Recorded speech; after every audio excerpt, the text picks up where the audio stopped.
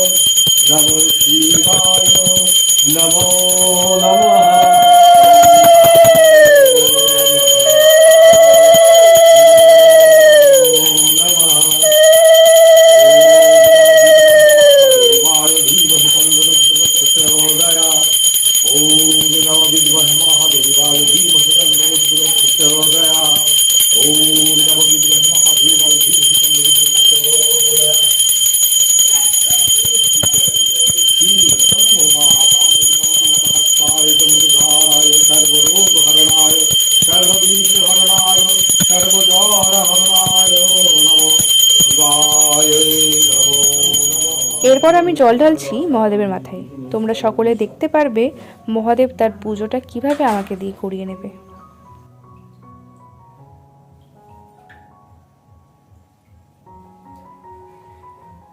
पुष्पताय नमो रुद्राय नमो महाकालेश्वराय नमो जटाजूट समाजुक्तमर्धकीतशेखरमचरात्राय मुतिभंगव्यक्तिवासनामित्वाय नमः नमः शिवाय नमः शिवाय नमः शिवाय नमो नमो रुद्राय नमो महाकालेश्वराय नमः शिवाय नमः शिवाय। এত এত সব জল ঢালছে, আরে তা ঠান্ডা লাগবে না? এবার ওগুলোটা দে, ওগুলো পুরো দিবি নাকি অল্প দিবি? আচ্ছা, আটটা দে, আটটা দে।